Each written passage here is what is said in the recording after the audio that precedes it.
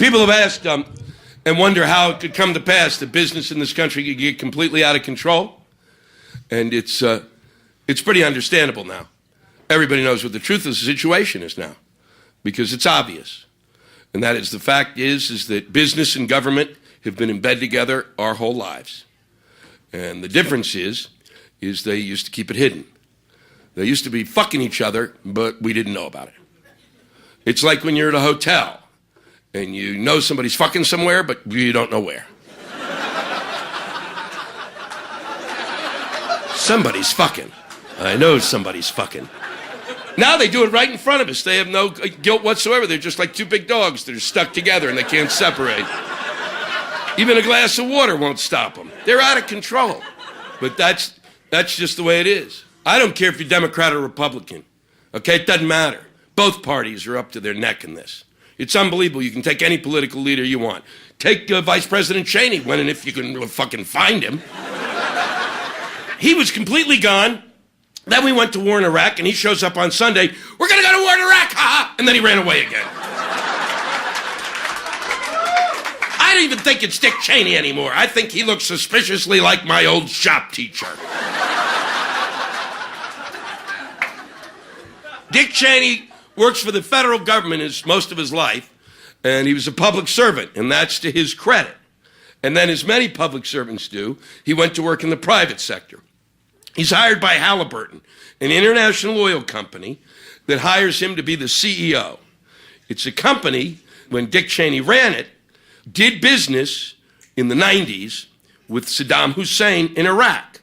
Someone that I've been told by my government was evil. And they made a ton of money there.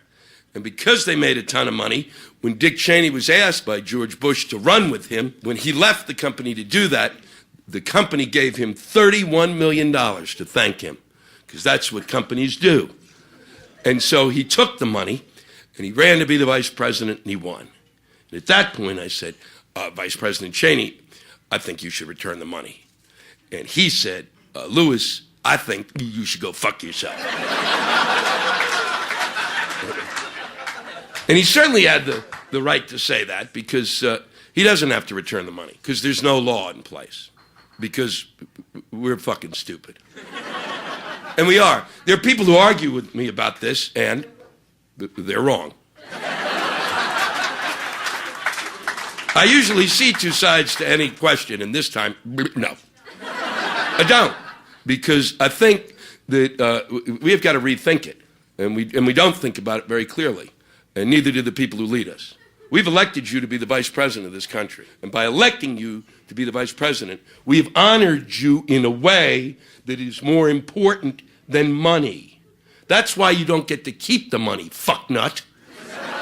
Because we have said to you that we believe you are so good that you should be our leader and a role model. And if you're a really good role model, you should give the fucking money back! Because if you're the vice president, you don't have to worry for the rest of your life.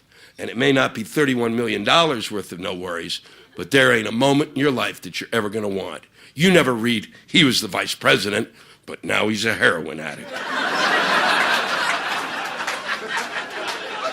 He can walk into any bar in Minneapolis and the bartender go, fuck, it's the vice president, somebody get him a margarita.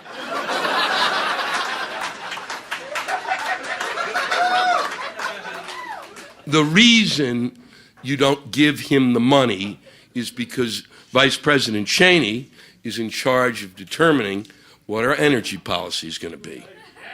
And he's doing it with $31 million of oil company money in his pocket.